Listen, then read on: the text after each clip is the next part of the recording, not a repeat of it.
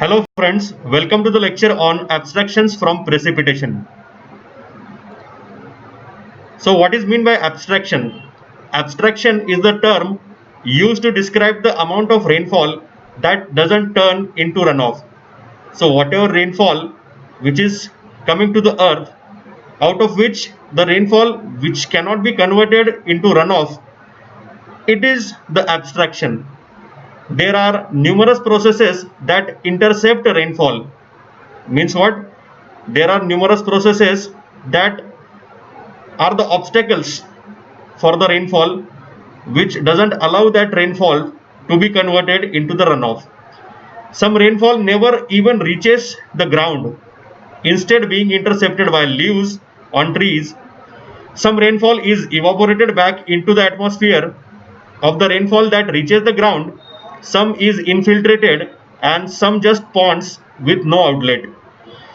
In engineering hydrology, runoff due to a storm event is often the major subject of study.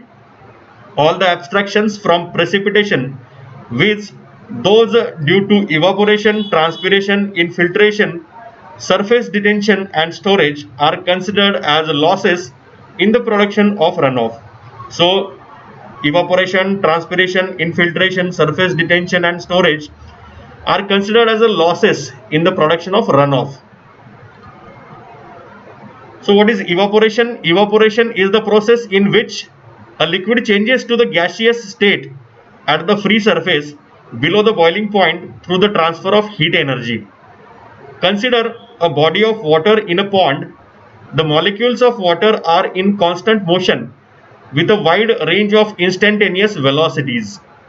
An addition of heat causes this range and average speed to increase. When some molecules possess sufficient kinetic energy, they may cross over the water surface. So this phenomena happens when some molecules possess sufficient kinetic energy, they may cross over the water surface. Similarly, the atmosphere in the immediate neighborhood of the water surface contains water molecules within the water vapor in motion, and some of them may penetrate the water surface. So there is to and fro movement of these molecules of the water. So the net escape of water molecules from the liquid state to the gaseous state constitutes evaporation. So evaporation will be considered only the net escape of water molecules from the water body, because there is to and fro movement of the water molecules. Water molecules are coming from the water vapors to the water body. Also on the surface of water body, the molecules which are having sufficient kinetic energy, they will escape out as vapors. So the net escape of water molecules from the liquid state to the gaseous state, it is considered as the evaporation. Evaporation is a cooling process in that the latent heat of vaporization at about 585 calories per gram of evaporated water must be provided by the water body. The rate of evaporation is dependent on, first is the vapor pressures at the water surface and the air above. Second, air and water temperatures, wind speed, atmospheric pressure, quality of water and size of the water body. So these are the factors affecting the evaporation. First is what? Vapor pressure. The rate of evaporation is proportional to the difference between the saturation vapor pressure at the water temperature EW and the actual vapor pressure in the air EA.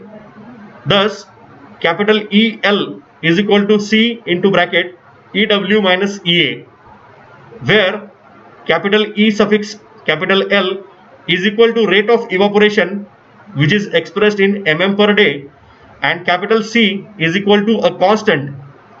E suffix W and E suffix A are in mm of mercury. Equation stated above is known as the Dalton's law of evaporation, after John Dalton 1802, who first recognized this law. Evaporation continues till EW is equal to EA. If EW it is greater than EA, condensation takes place. Okay.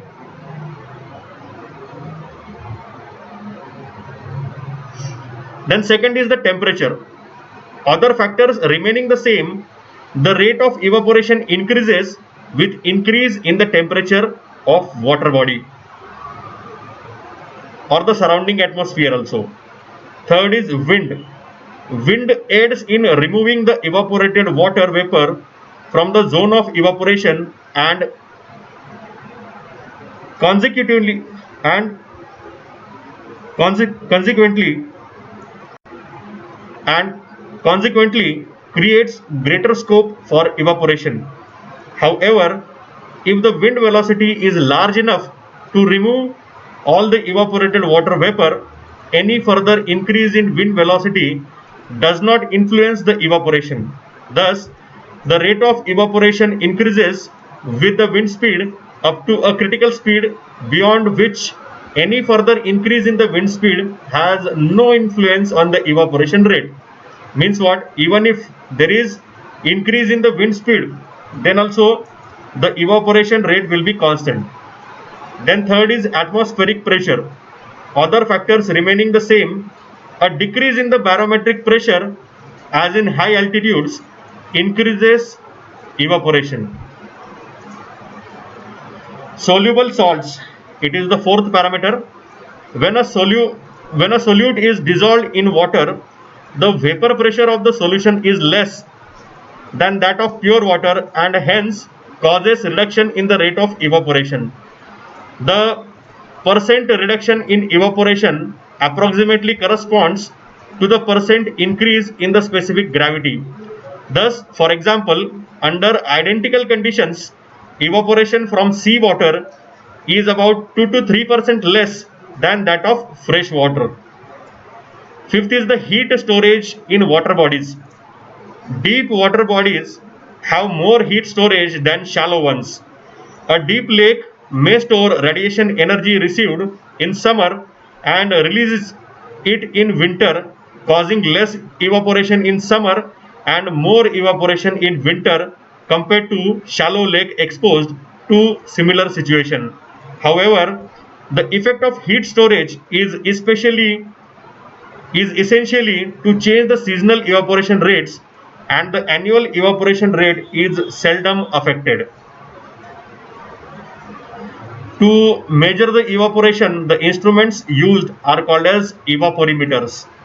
Estimation of evaporation is of utmost importance in many hydrologic problems associated with planning and operation of reservoirs and irrigation systems. In arid zones, this estimation is particularly important to conserve the scarce water resources. However, the exact measurement of evaporation from a large water body is indeed one of the most difficult tasks. The amount of water evaporated from a water surface is estimated by the following methods. First is using evaporimeter data, second is empirical evaporation equations, and third is analytical methods. Here are some types of evaporimeters. Evaporimeters are the water containing pans which are exposed to the atmosphere and the loss of water by evaporation is measured in them on regular intervals. Just like your rain gauge stations, evaporimeters are also installed at a precise locations and there they are filled with water and the depth of water it is measured and then how much water it is evaporated it is calculated on regular intervals. Meteorological data such as humidity, wind movement, air and water temperatures and precipitation are also noted along with the evaporation measurement. Many types of evaporimeters are in use and few commonly used pans are described here. So the figure stated over here is the United States Class A evaporation pan. Just look at the figure. On a wooden blocks above 150 mm from the ground surface, This US Class A evaporation pan, it is kept, and you can see the water level in the pan, which is shown like this. Okay, and there is a freeboard of 50 mm, and the total depth of pan, it is 255 mm, where the diameter of the pan is 1210 mm. These are the wooden supports, and the wooden supports are so given that the air can be circulated from beneath the pan, so that it will create a natural environment for the evaporation. So this is the Class A evaporation pan. It is a standard pan of 1210 mm diameter and 250 mm depth, used by the US Weather Bureau, and is known as Class A land pan. The depth of water is maintained between 18 and 20 centimeter. The pan is normally made up of unpainted galvanized iron sheet. Monel metal is used where the corrosion is a problem. The pan is placed on a wooden platform of 15 centimeter height above the ground to allow free circulation of air below the pan. Evaporation measurements are made by measuring the depth of water with a hook gauge in a tilting well. Okay, so this measurement is taken on a regular interval basis. This is the standard pan, ISI standard pan. Just see the construction of the pan. It is a square pan which is having a side of 1225 mm, wooden planks, wooden platform it is there. Then here it is a copper sheet having thickness 0.9 mm. It is covered with a wire mesh. Why wire mesh it is necessary? To maintain the temperature uniform all over the pan. Here it is a thermometer to measure the temperature. Thermometer clamp. This whole thing is pan. Here you can see the tilting well. The depth of water or depth of well, it is 235 mm, and total depth of the pan it is 255 mm.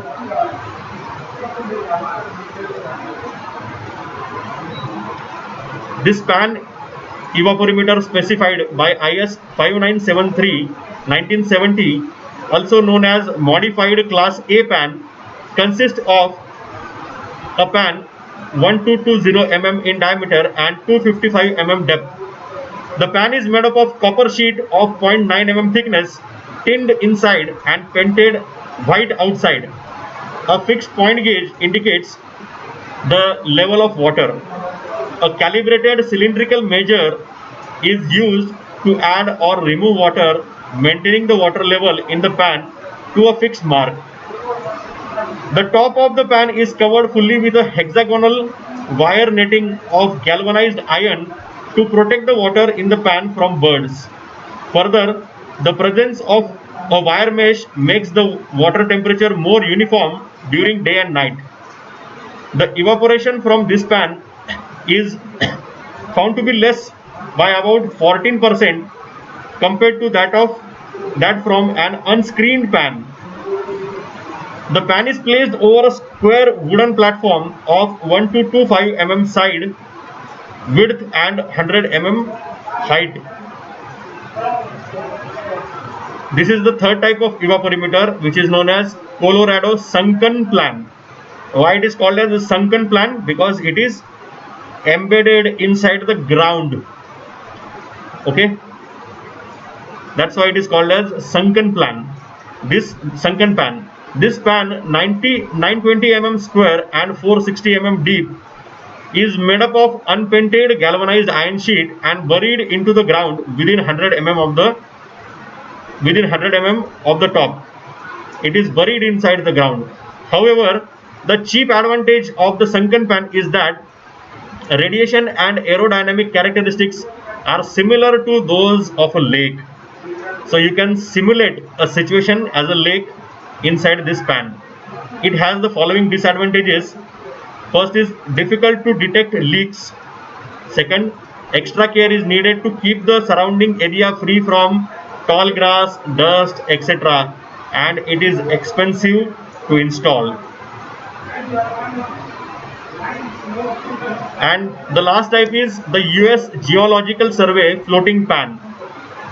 With a view to simulate the characteristics of a large body of water, this square pan, 900 mm side and 450 mm depth, supported by drum floats in the middle of a raft having size 4.25 meter by 4.87 meter, is set afloat in a lake.